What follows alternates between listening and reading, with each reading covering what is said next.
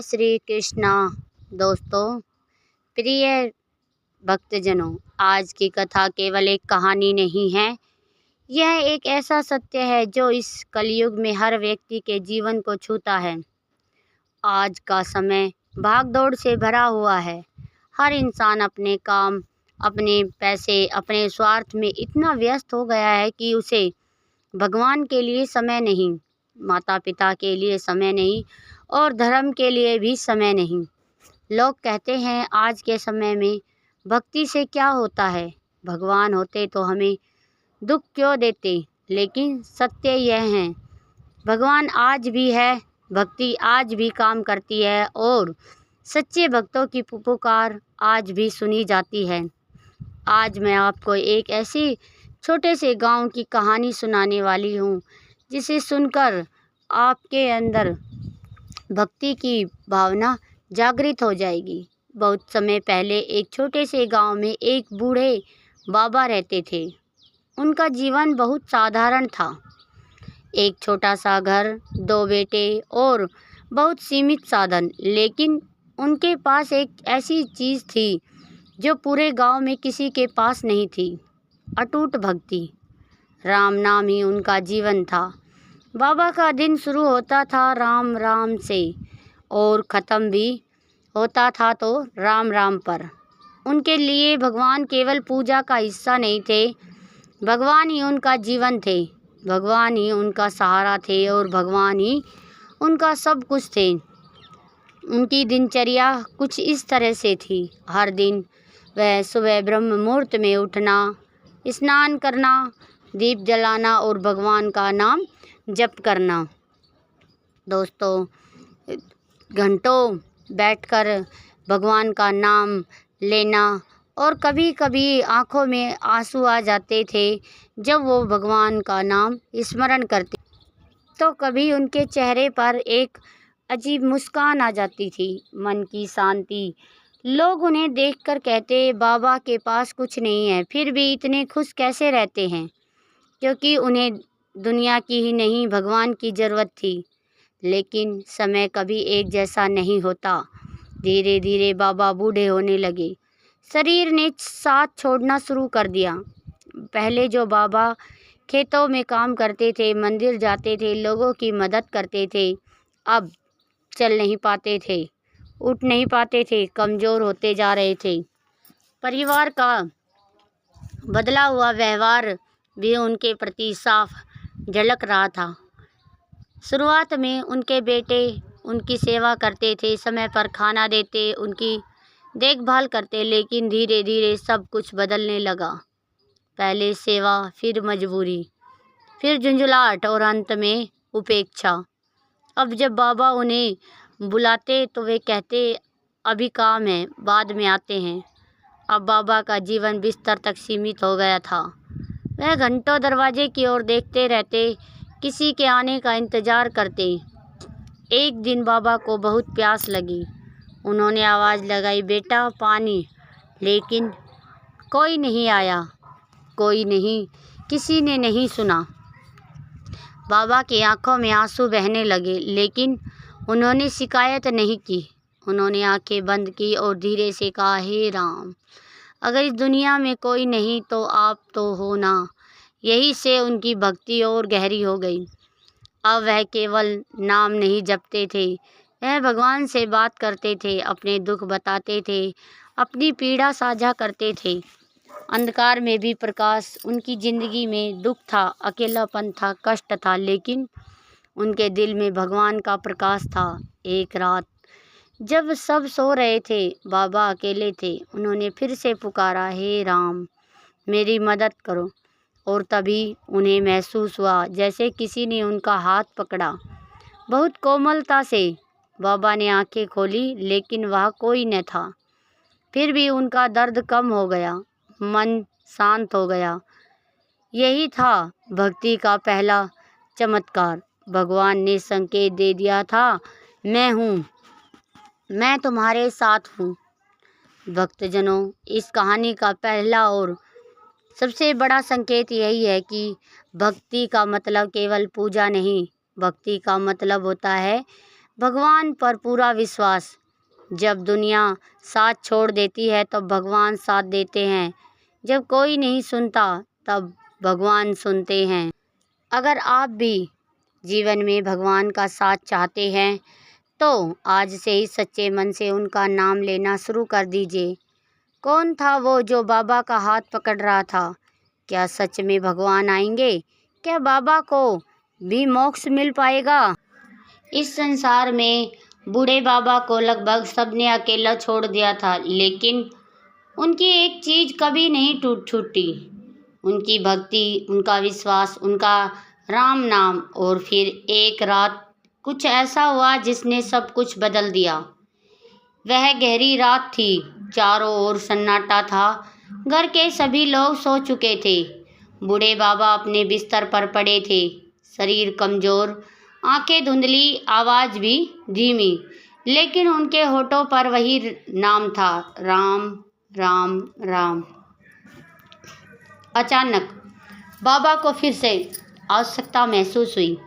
उन्होंने बहुत धीमी आवाज़ में पुकारा, बेटा कोई है? लेकिन कोई नहीं आया, कोई नहीं जागा।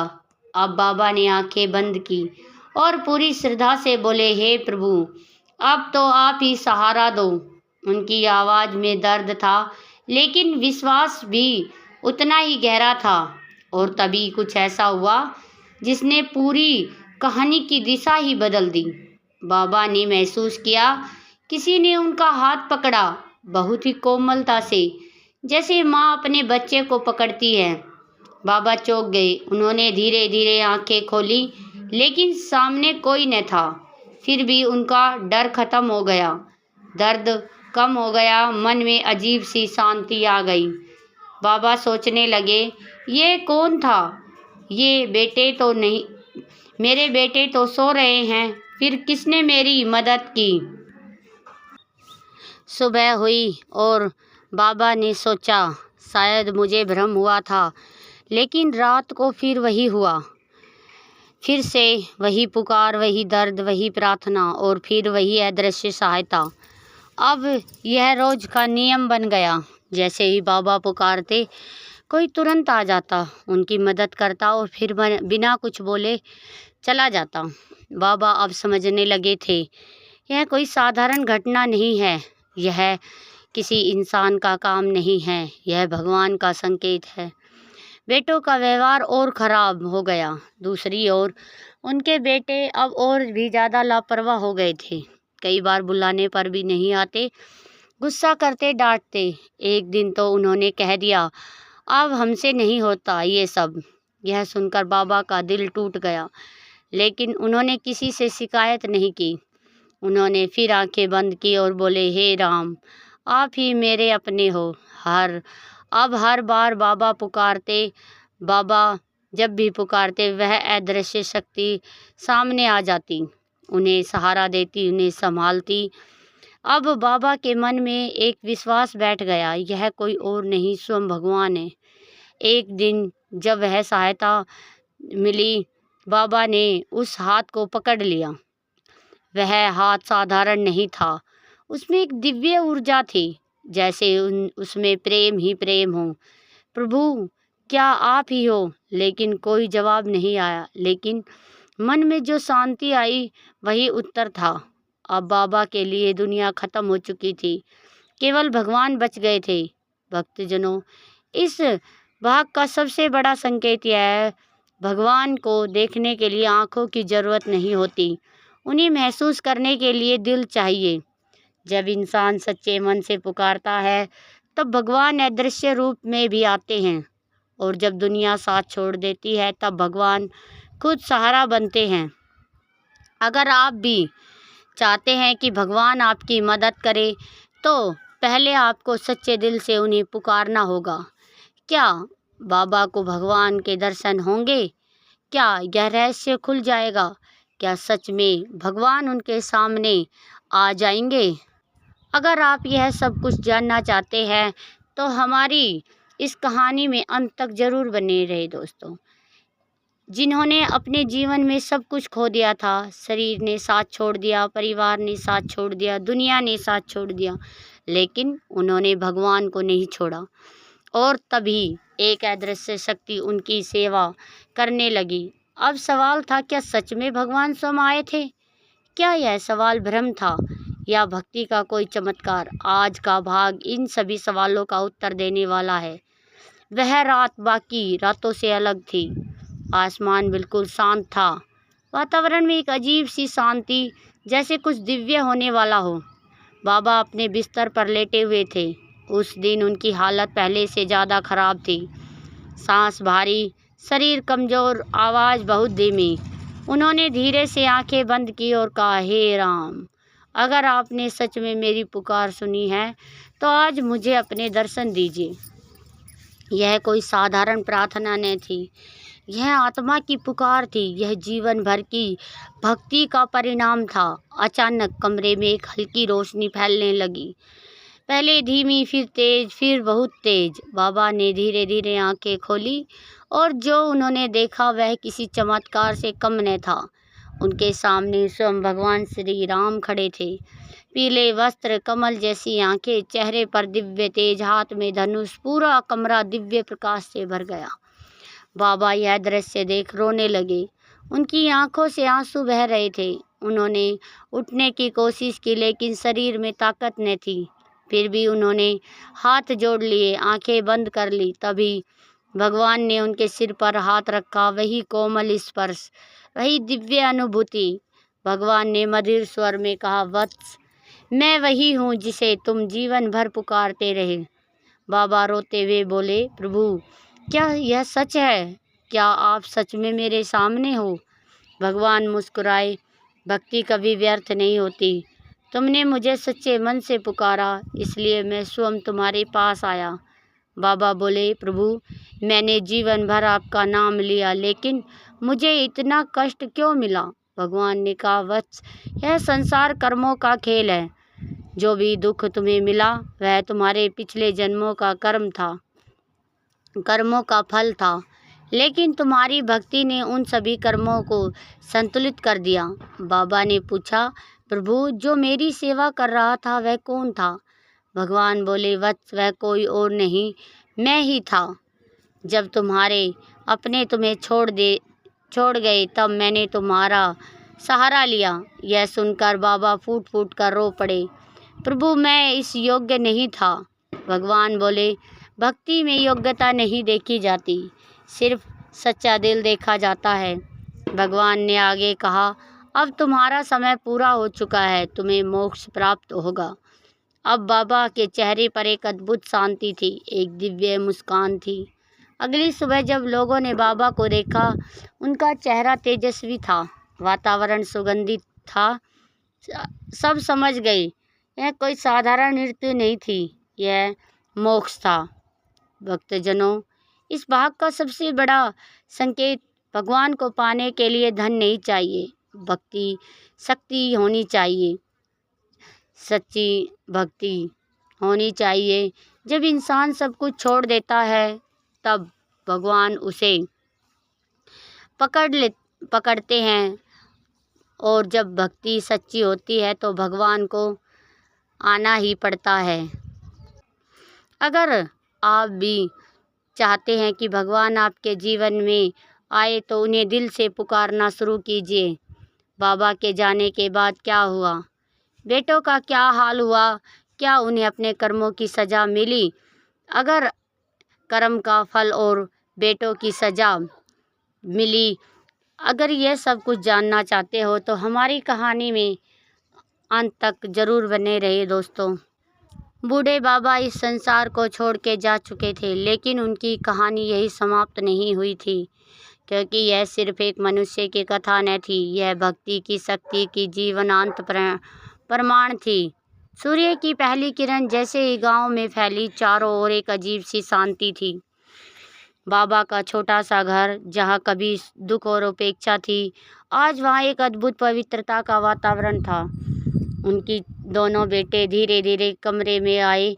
उन्होंने देखा बाबा शांत पड़े हैं, उनके चेहरे पर मुस्कान है, आंखें बंद है, जैसे कोई गहरी नींद में हो। जैसे ही उन्होंने समझ आया कि बाबा अब इस दुनिया में नहीं हैं, दोनों बेटे ज़ोर ज़ोर से रोने लगे। पिताजी, हमें माफ़ कर दीजिए, हमने आपकी सेवा नहीं की, हमने आपको अकेला छोड़ दिया। तभी कुछ ऐसा हुआ जिसे देखकर पूरे गांव के लोग चौंक गए। बाबा के कमरे में अचानक एक दिव्य सुगंध फैल गई। फूलों जैसी खुशबू, पहले जो कभी वहाँ महसूस नहीं हुई थी। और फिर एक हल्की सी घंटी की आवाज़ सुनाई दी। गांव के बुजुर्गों ने कहा, यह कोई साधारण मृत्यु नहीं है, यह तो किसी महान आत्मा की मुक्ति का संकेत है।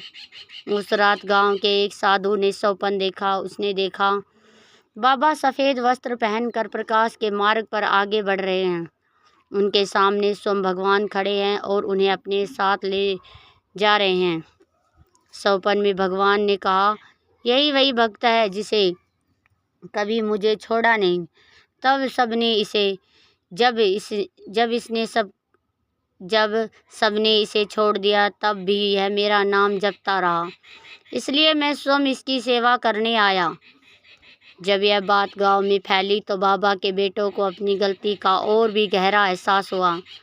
वो रोते हुए बोले, हमने अपने पिता को नहीं पहचाना, हमने उनकी भक्ति को नहीं समझा। उस दिन के बाद उन दोनों बेटों का जीवन पूरी तरह बदल गया। अब वे रोज़ भगवान का नाम जपते, गरीब की सेवा करते और सबसे महत्वपूर्ण, अपने माता पिता की सेवा को सबसे बड़ा धर्म मानते। धीरे धीरे इस घटना का प्रभाव पूरे गांव पर पड़ा।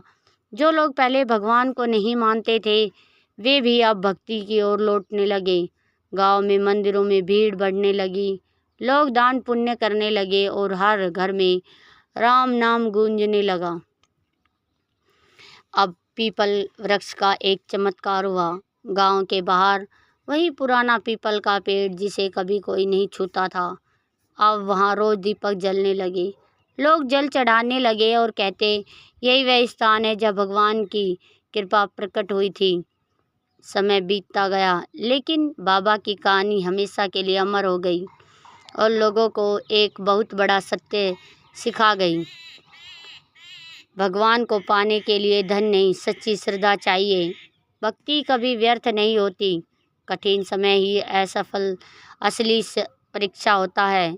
जो माता पिता की सेवा करता है वही सच्चा भक्त है, और जो उन्हें दुख देता है वह जीवन भर पछताता है। इस कहानी का सबसे बड़ा रहस्य यही है, भगवान हमेशा हमारे साथ, हमारे पास होते हैं, लेकिन हमें दिखाई नहीं देते क्योंकि हम उन्हें पहचान नहीं पाते। हे प्रभु, जैसे आपने उस बूढ़े बाबा पर कृपा की, वैसे ही हम सब पर अपनी कृपा बनाए रखना। हमें सच्ची भक्ति दे, सही मार्ग दिखाए और हमारे जीवन को भी सफल बनाए। अगर आप भी सच्चे मन से भगवान का नाम लेते हैं तो याद रखिए, एक दिन ऐसा ज़रूर आएगा जब भगवान खुद आपकी मदद करने के लिए आएंगे। तो दोस्तों, आज की यह वीडियो आपको कैसी लगी कमेंट बॉक्स में ज़रूर बताएं। अगर वीडियो अच्छी लगी हो तो इसे शेयर और लाइक ज़रूर करें। फिर मिलते हैं एक नई वीडियो के साथ, एक नई कहानी के साथ। तब तक के लिए राधे राधे।